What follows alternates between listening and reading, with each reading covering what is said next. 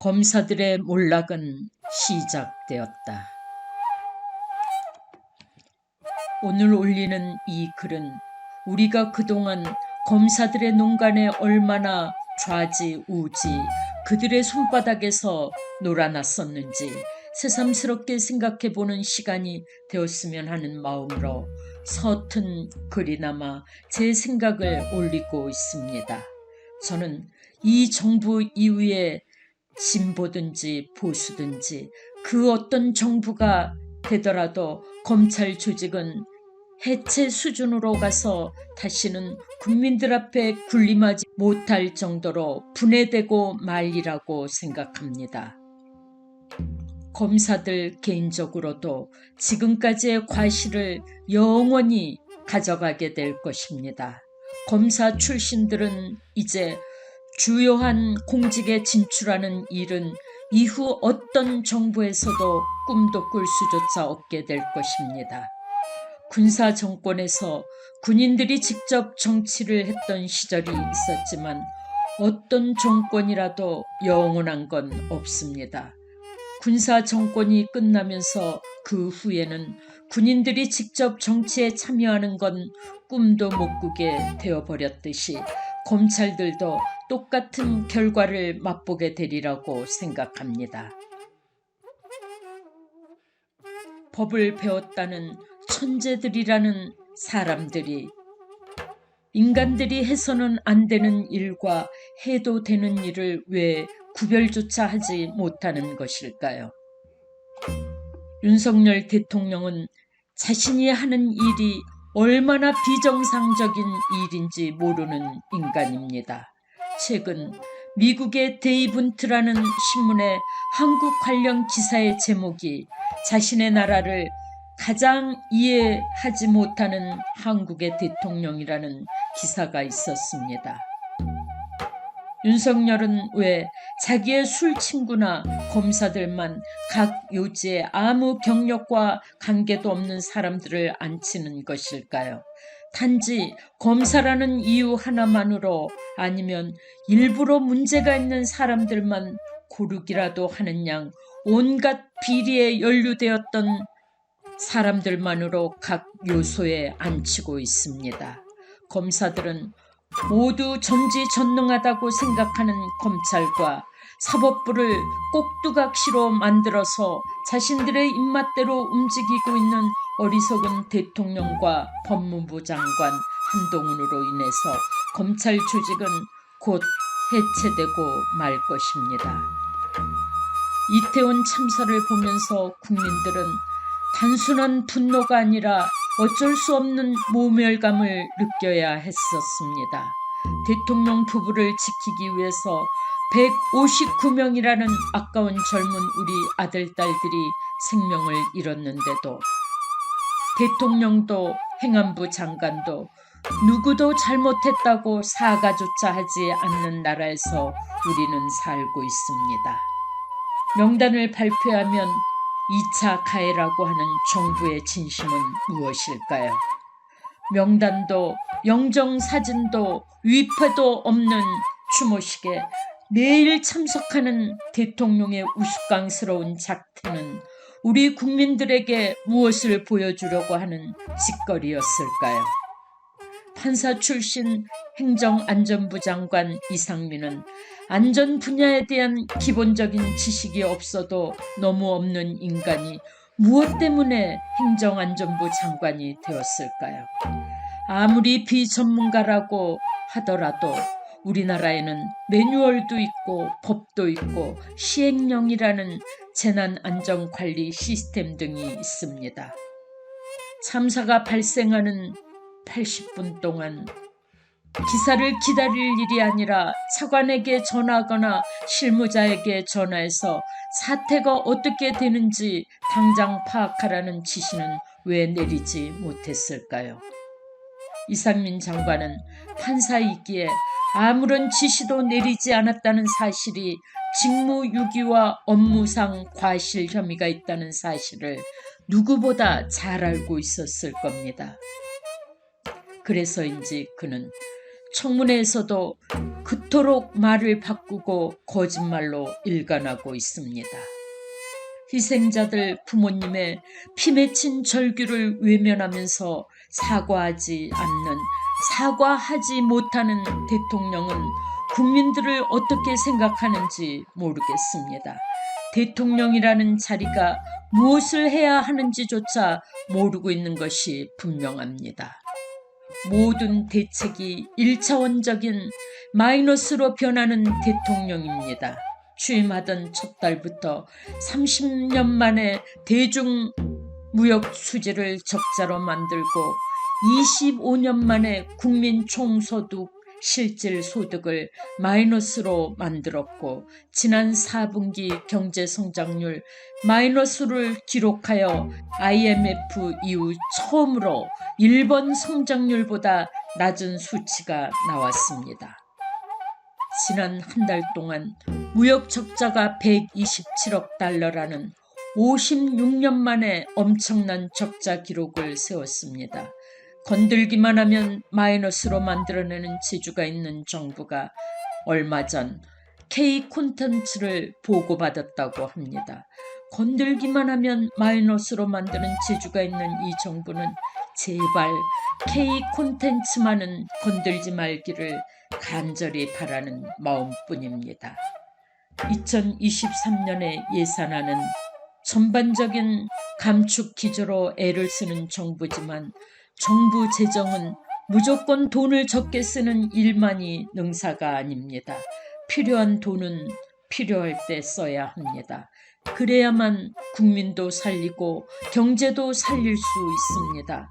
그러나 우리 정부는 작은 정부 국가 부채 관리를 지향해야 할 것을 이념처럼 여기고 있습니다. 지역사랑 상품권, 국고 보조금은 전액 삭감하고 공공임대주택 관련 예산도 5조 6,445억을 삭감했습니다. 공무원 급여는 4급 서기관 이상은 동결했고 5급 이하 공무원은 1.7% 이하의 인상률에 그쳤습니다. 물가 인상분에도 턱없이 부족한 인상률입니다. 2023년 예산은 윤석열 정부의 국정 기조와 정책 의지가 담겼을 것입니다. 따뜻한 나라, 역동적 경제, 건전한 재정을 입으로만 내세우고 있지만 우리처럼 일반인들도 다 알고 있는데 윤석열 정부는 모르고 있습니다. 은행의 금리 이익을 줄이라고 하면서 대기업이나 공기업이 제공하는 가스비나 전기요금은 올리고 있습니다. 더 나아가서 사회 취약층에게 100만 원을 빌려주면서 연 16% 고리대금업자의 이자율을 적용한다고 합니다. 정부가 고리대금업자가 아니고 무엇이겠습니까? 앞뒤가 맞지 않는 정책을 펴면서 이 정부는 자유를 말합니다. 우리 정책에는 자유는 없습니다. 세계관도 전혀 정립되지 않고 그에 따른 정치 철학도 없고 그걸 구현할 의지도 전혀 없고 그렇게 해서 이루고 싶은 미래 비전도 없는 한심한 정부의 나라에 우리는 살고 있음을 잊지 말아야 합니다. 윤석열 정부는 세계적으로 불황이라고 국민들을 기만하고 있습니다. 그러나 코로나 시대에도 세계에서 가장 잘 나갔던 한국만 지금 현재 적자를 내고 있습니다. 미국이나 중국 그리고 일본에서까지 사상 최대의 무역 적자를 기록하고 있습니다.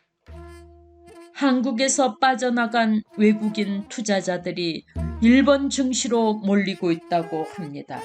아무런 비전도 대책도 없는 나라에서 빠져나가는 건 당연한 일이 아니고 무엇이겠습니까? 우리를 분노케 하는 건 미쓰비시 상사가 지난해와 비교해서 10조 원 이상의 순이익을 올렸다고 합니다. 그러나 우리 정부는 강제 동원은 없었던 일로 하자고 하면서 법원에서 내린 판결을 무시하고 있습니다. 큰 선심이라도 쓰듯이 정부가 대신 돈을 내주겠다고 하지만 피해자들이 절대로 반대하고 있는데도 대신 물어주겠다고 합니다. 그러나 생존하시는 그분들에게는 돈이 문제가 아닙니다. 일본의 진심 어린 사과를 긴 세월 동안 기다리셨는데 대통령이라는 인간이 그 염원을 뭉개고 있습니다. 국민들의 여론조차 눈치 보지 않는 막가파 정부는 검찰들의 권력으로 모든 언론을 장악하고 국민들의 눈과 귀가 되어야 하는 언론은 권력의 눈치만 보고 있습니다. 거기에 앞장세울 인간 이동관이 나타났습니다. 그들은 정상적인 개념을 가진 사람은 언론을 장악할 수 없으므로 이동관이 적격이라고 하는 국민들 힘 인간들입니다. 왜 그들은 부끄러움을 모르는 것일까요? 부모는 자식들의 거울이라고 했던 인간이 자기의 자식은 무슨 짓을 했습니까? 왜 이렇게 요소요소에 문제가 있는 사람들만 들어 앉혀야 하는 걸까요? 윤석열이 노동자를 혐오하는 이유는 무엇일까요? 혐오라는 감정은 약자에게 갖는 감정입니다. 잠재적 위험성이 있는 약자에게 갖는 감정이 혐오라고 합니다. 무서운 대상에게는 혐오를 느끼지 못합니다. 그 예를 들어서 윤석열이 바이든에게 갖는 감정은 두려움이고 약자에게 갖는 감정은 경멸이라고 합니다. 그 약자에게 위험성이 보이면 잠재적으로 혐오 감정이 생긴다고 합니다. 결국 노동자가 단결해서 덤비면 가장 위험한 집단이라고 생각하고 무조건 권력으로 짓밟아서 탄압하려고 하는 윤석열이 지금 우리나라의 대통령이라는 사실이 몹시 분통이 터집니다. 강한 자 앞에서 한없이 약해지는 윤석열은 만만한 우리 국민들 앞에서는 폭군이 되는 이유는 무엇일까요? 국민이 없는 정부가 있고 국가가 있다고 생각하는 것일까요? 손바닥에 왕자를 쓰고 나왔던 사람을 우리는 대통령으로 뽑았습니다. 그 대가가 너무나 혹독하여 우리 국민들은 피눈물을 흘리고 있습니다. 윤석열 정부는 왜 부자는 되고 서민은 안 된다고 하는 걸까요? 전세 사기는 공적 자금을 투여해서는 안 되는 이유가 무엇일까요? 방만하게 운영되었던 대기업에는 수천억, 수조 원을 지원해도 되는데 전세 사기 피해자에게만은 왜 안 되는 걸까요? 누구 하나 속 시원하게 말해주지 않습니다. 그렇다면 정부는, 국회는 지금까지 국가 재정을 어디에 투입해 왔을까요? 지난 연말 통관 세법 개정안은 5년 동안 60조 원에서 70조 원에 이르는 부자 감세를 감행했습니다.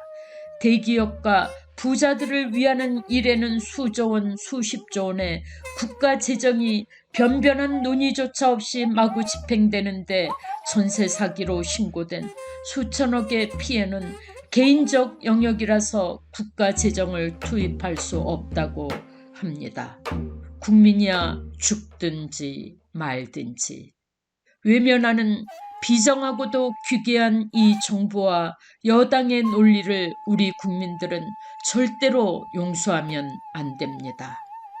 여당은 대통령의 눈치를 보느라고 대통령이 지렁이를 보고 용이라고 손가락으로 가리켜도 여당들은 아무도 지렁이입니다고 얘기할 수 있는 사람이 없습니다. 두 손을 맞잡고 네네 그렇습니다. 대통령께서 보시는 대로 저것은 용입니다. 하늘로 승천할 수 있는 용입니다. 이렇게 얘기하고 있습니다. 정부와 여당, 대통령은 있는데 국민들이 없는 나라가 되어가고 있습니다. 윤석열 정부와 검찰 잡배들과 허수아비 사업부는 국민들에게 반드시 머지않아 심판받을 각오는 하고 있어야 할 것입니다. 오늘의 명언. 승자는 자기보다 우월한 자를 보면 존경하고 배울 점을 찾으려고 하고, 패자는 질투하고 그 사람의 갑옷에 구멍 날 곳이 없는지만 찾으려고 한다. 탈무드에서 말했습니다. 이 글을 읽고 공감하셨다면 구독과 좋아요 부탁드립니다. 감사합니다.